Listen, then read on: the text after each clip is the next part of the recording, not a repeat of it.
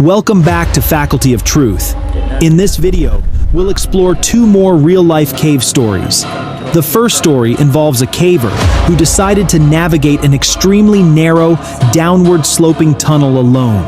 What seemed like a calculated risk turned into an unforgiving, grave mistake. The second story revolves around a keyhole-shaped tunnel, a common feature in caves that can quickly turn into a trap, leading to a nightmare remembered by many. As always, viewer discretion is advised. On April 7, 2008, 30-year-old Michal made a routine phone call to his mother, as he often did, to share his plans for the day. Michal was no stranger to adventure. An active and experienced mountaineer, he had spent years exploring the rugged peaks and challenging terrains of various mountain ranges. But recently, his curiosity had taken a new direction. Just a month earlier, he had developed a growing fascination with caving, a hobby that promised a different kind of thrill, one that involved delving into the hidden depths of the earth rather than scaling its heights. That day, Michal was setting his sights on Ojkowski National Park, a picturesque area located about 10 miles north of Kraków in southern Poland. Ojkowski National Park, though the smallest in Poland, is a place of remarkable natural beauty. Its landscape is dominated by limestone hills, shaped over millions of years during the Jurassic period. Locally, the area is known as the Jura, and it's widely regarded as one of the most stunning regions in the country. But beyond its surface beauty, the Jura holds another kind of allure. Beneath the ground lies a network of 220 known caves, 10 of which are located within Ojków itself. Despite his enthusiasm, Michal was a novice when it came to caving. Over the past month, he had thrown himself into learning everything he could about the activity. He read books, studied maps, and absorbed advice from online forums.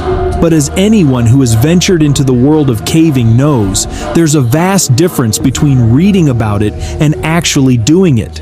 Caving requires not only physical strength and agility, but also a deep understanding of the risks involved, something Michal was still in the process of grasping.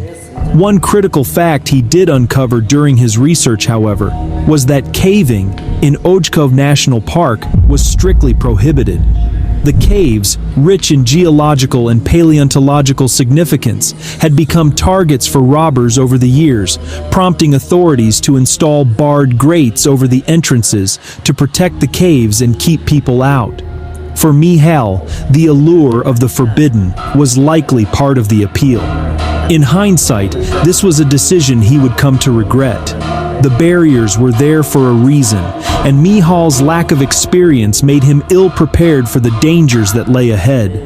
As he set out for Ojków that day, he was filled with excitement and a sense of adventure, unaware of the tragic turn his journey would soon take. When Michal approached the cave, he saw a narrow entrance, just 8 feet wide. Though it didn't look particularly imposing, he knew from his research that this was actually the most spacious part of the entire 230-foot cave. He felt well prepared for the adventure, equipped with a flashlight, gloves, a helmet, and even some snacks to keep his energy up. Once he stepped inside, the first 32 feet were relatively easy to navigate. The passage was wide enough that he could walk through it, albeit with a slight bend in his posture. It felt manageable, even comfortable, and Michal was optimistic about what lay ahead. As he ventured deeper, however, the cave began to tighten. The spacious passage gave way to narrower tunnels, forcing him to crawl on his hands and knees. Despite the increasing difficulty, Michal remained confident. He had told his mother about his plans, and he trusted that if anything went wrong, help would come quickly. He had read extensively about this cave and knew that to reach the natural underground beauty he was seeking, he would have to pass a critical point known as the clamp. This section was infamous for its twisted, narrow, downward-sloping tunnel, which required careful navigation. Michal was aware that having multiple people on site was recommended for safety, as it would allow for assistance in case someone needed to retract. But he felt confident in his abilities and decided to push forward alone, relying on his previous experience and a bit of luck. As he entered the clamp, the cave's walls closed in around him. The curved, jagged rock made it nearly impossible to turn back. Michal realized that at this point, retreating would be extremely difficult without external help. Still, he pressed on, determined to make it through. But soon, his progress slowed to a crawl. Each desperate push only moved him an inch at a time, and eventually, he came to a complete stop. Fear began to creep in, but he tried to stay calm, thinking there must be a way out.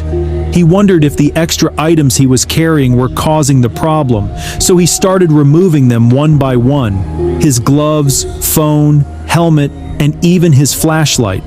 But no matter what he did, he remained stuck. The reality of the situation began to sink in. Michal was trapped, surrounded by rock and darkness. He might not have fully grasped the danger of being positioned upside down, but the physical toll was already taking effect. Gravity was causing blood to pool in his head, putting immense strain on his heart. The weight of his internal organs pressed against his lungs, making it harder and harder to breathe. To navigate the clamp, Michal had exhaled completely to reduce his chest size, a common technique used by cavers to squeeze through tight spaces. In his case, however, this maneuver had likely contributed to him becoming permanently stuck. Desperation set in as Michal realized the severity of his predicament. He knew there was no cell service inside the cave, but with great difficulty, he managed to press the call button on his phone, hoping against hope that it might connect to someone. It didn't. The adrenaline surged through him as he tried to push and twist in every direction, but the rock walls held him like a straitjacket. He screamed for help, but his voice echoed uselessly in the empty, dark cavern. Time seemed to stretch endlessly. What felt like hours had only been 10 minutes. Michal's thoughts turned to his mother. He prayed she would come looking for him soon, but as his vision began to blur, he knew time was running out. The physical strain of being trapped upside down in such a confined space was overwhelming. His body was failing him, and despite his determination, there was nothing more he could do. The cave, which had initially seemed like an exciting challenge, had become a deadly trap. As April 7th turned into April 8th, Michal's mother began to feel a growing sense of unease. Michal had always been reliable about keeping in touch, especially after his outdoor adventures. At first, she tried to reassure herself. Maybe he had simply forgotten, distracted by the exhaustion of the day. But as the hours passed and her calls to his phone went unanswered, her worry deepened. She made the decision to drive to Ozhkov herself. When she arrived, it didn't take long to spot Michal's car parked near the entrance to the park. Seeing it there brought a small measure of relief. At least she knew he had made it to his destination. But there was no sign of Michal himself. The area was quiet, the forest still and empty under the cold night sky. With no clues as to where he might have gone, she felt a sinking realization. Michal was likely still inside the park, possibly in one of the caves. At 12:45 a.m. on April 8th, she called the police to report him missing. The authorities responded quickly, arriving at the scene with a sense of urgency. Recognizing the complexity of the situation, the police reached out to a specialized rescue group known as the Jura Group, a team experienced in mountain and cave rescues. By 4:30 a.m., 22 rescuers and 2 additional search dogs had arrived at the park. The dogs quickly led the team to the entrance of the Sonspauska cave, located more than 65 feet above the valley floor. The rescuers, equipped with headlamps and gear, entered the cave one by one. They noticed traces as if someone was crawling here. However, the situation was far from straightforward. The cave's tunnels were notoriously narrow, becoming even tighter the deeper one ventured. This posed a significant challenge for the rescue team, as only the slimmest members could squeeze through the constricted passages. Even for them, the experience was grueling. One rescuer later described a particularly tight section as akin to trying to squeeze underneath a small car. Despite their efforts, the team quickly realized they were ill-equipped to navigate the cave's most restrictive areas.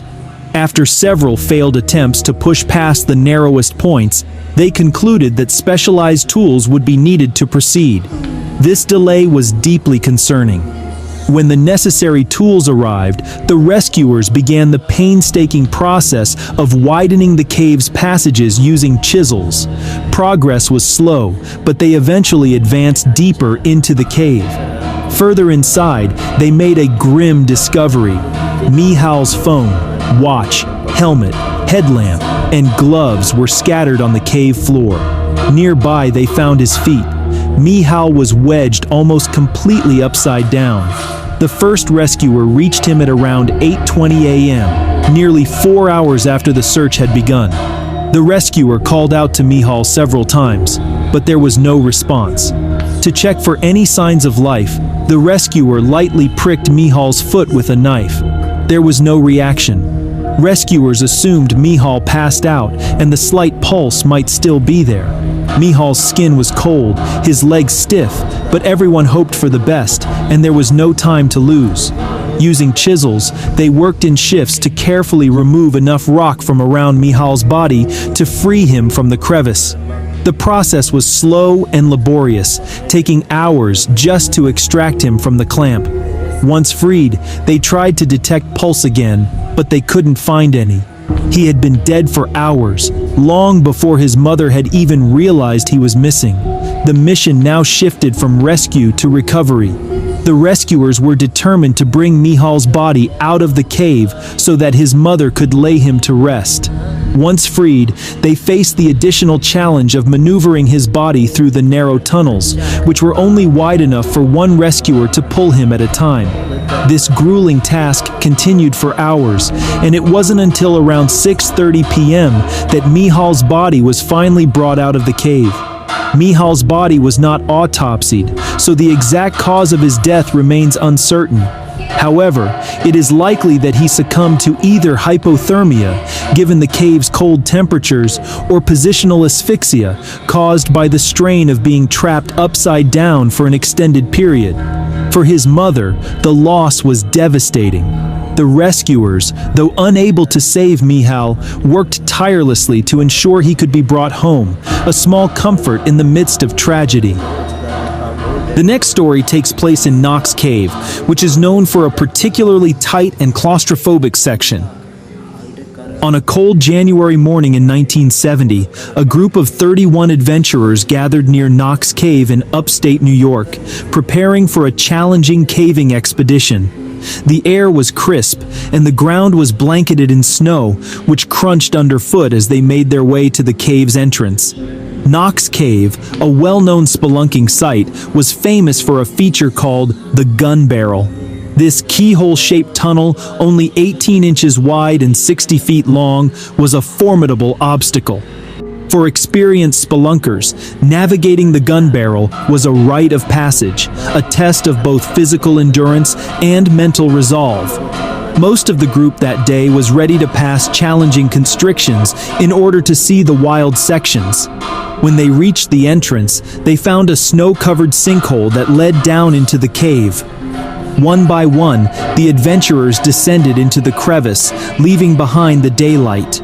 The temperature inside was noticeably colder, and the air carried the faint scent of wet limestone. When they reached the first major wide point in the cave, some members of the group chose to stop, finding the challenge more difficult than they had anticipated. 18 others, however, decided to press on and attempt the gun barrel. Among them was 14-year-old Peter Vians, a newcomer to caving. For Peter, this trip was an opportunity to prove himself. He watched as the more experienced members ahead of him entered the narrow passage, lying flat on their stomachs and wriggling through the tight space. Before entering the cave, some of his friends advised him not to push himself too far, warning that he might become exhausted. But Peter, determined and stubborn, chose to ignore their advice. Some moved with practiced ease, while others hesitated, their progress slow and deliberate. When Peter's turn came, he paused for a moment, took a deep breath, and then pushed himself into the opening. The walls pressed in on all sides, and the darkness was absolute, save for the faint glow of headlamps. Each person who entered the gun barrel that day was acutely aware of the risks. The tunnel was far narrower than Peter had anticipated, but the group made it. They explored the wild section for an hour and decided to turn back. The gun barrel tunnel is tricky because it is much smoother when crawling in one direction, but full of unexpected sharp edges on the way back. Peter, who had crawled in last, decided to go first on the way back.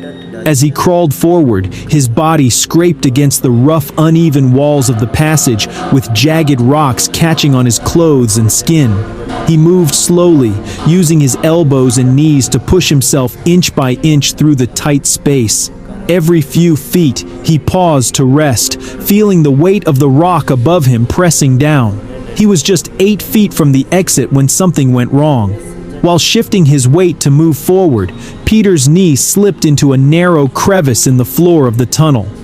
At first, it seemed like a minor setback, something he could easily fix by pulling his leg free.